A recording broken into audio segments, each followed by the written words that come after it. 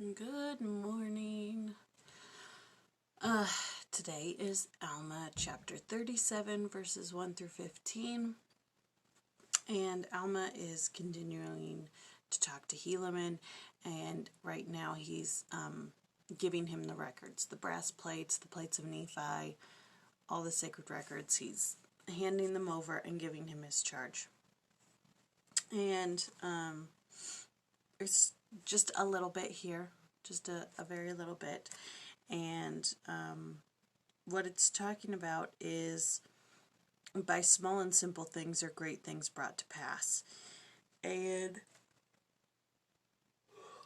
sorry, it says that,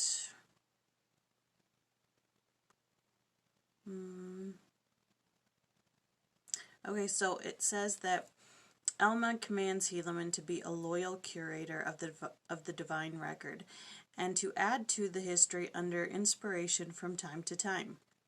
This process of adding to the record in the privacy of one's room might seem like a small thing. The entire collection did not occupy much space, just a small trove of memories guarded carefully from any incursions that might enter in from the wide, eternal world of human events. But then Alma makes his point. By small and simple things are great things brought to pass. The sacred treasure of truth and wisdom has the power to change the lives of millions of God's children.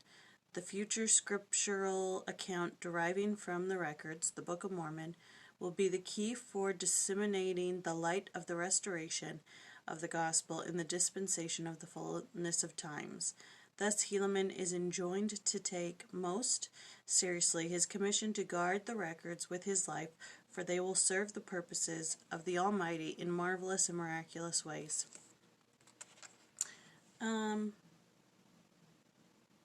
then it talks about how in Joseph Smith's day, the Lord counseled him to write down the adversities piled upon them. And that's in D&C 123, 15, and 16. The reason for this is so that no man can say that they were small trifles. It says here, let no man count them as small things, for there is much which lieth in the future pertaining to the saints, which depends upon these things. You know, brethren, that a very large ship is benefited very much by a very small helm in the time of a storm, by being kept workways with the wind and the waves. Such a record would offset the barrage of false opinions being heaped on the church, and allow truth seekers to perceive the glorious principles of the restored gospel in the correct light. And this reminded me of today, of course. Without proper accounts of history, and without knowing history, you can be led astray, and you can think that the United States of America is equal to Nazi Germany.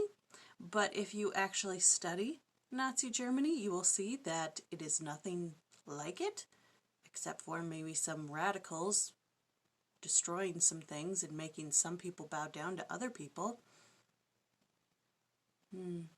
Anyways, moving on. In verse 13. In verse 13, it talks about, oh, remember, remember. And Alma's telling his son to remember the past. Remember what was happening to their fathers, to their great-grandfathers. What was happening to Laman and Lemuel, to Lehi and Nephi. He's saying, remember your history. Remembering your history keeps you on the straight and narrow. It keeps you grateful for the things that you have.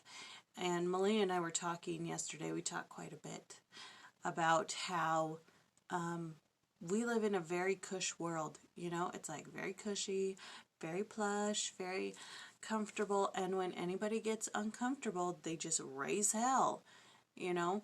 And so if we just remember the adversities that our parents and our great-grandparents and their parents had to go through to provide us with this cush life, we should be grateful, not throwing a fit saying that things aren't fair, that we should be a socialist nation, you know, because I deserve free college tuition and I deserve free health care because I don't want to work.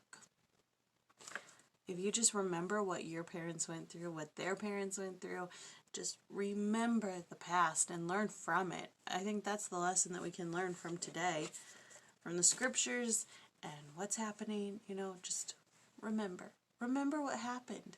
Look it up if you don't remember. If you don't even know, if you weren't taught properly, look it up, bookworm. All right, that's all I got for Alma 37, verses 1 through 15. Love y'all.